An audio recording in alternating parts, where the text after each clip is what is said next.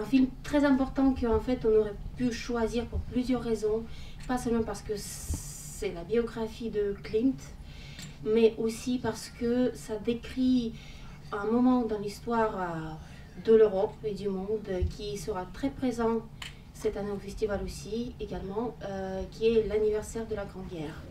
Ce serait intéressant par exemple de mettre en relation ce film avec d'autres films de Ruiz où la peinture, le tableau est primordial, comme par exemple l'hypothèse du tableau volé réalisé en 1979.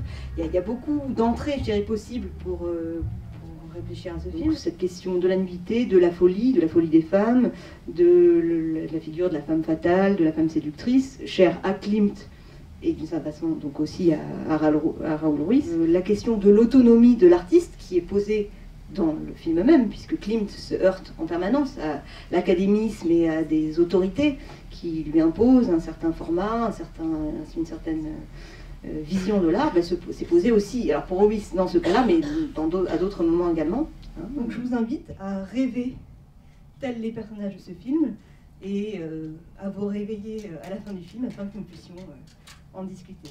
Très bonne projection.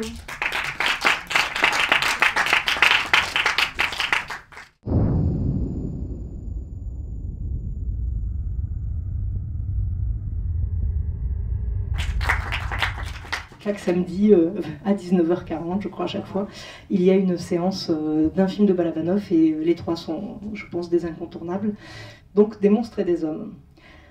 Ce projet est né dans la tête de Balabanov très rapidement. Très vite, Balabanov acquiert une renommée auprès du public russe et auprès des critiques russes qui disent que c'est un cinéaste qui est assez prophétique et assez juste dans sa manière de réfléchir sur l'histoire de la Russie et sur l'histoire de la Russie post-soviétique, entre autres.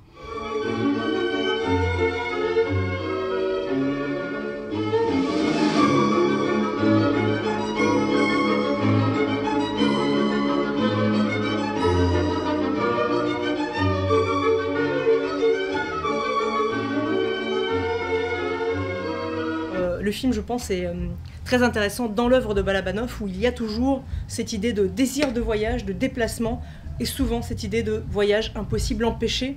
Donc là, il est réalisé, mais il est inutile, parce qu'au final, on a beau s'éloigner, on ne s'éloigne pas de son intérieur. Et vous savez que c'est un film aussi qui a été présenté à Cannes, à la quinzaine des réalisateurs. Voilà, donc il a quand même été vu et distribué en France. En Russie, on considère vraiment, donc effectivement il a disparu le 18 mai dernier, donc c'est tout récent, mais on considère que c'est vraiment un des réalisateurs les plus importants de l'ère post-soviétique en Russie. Donc c'est vraiment un incontournable.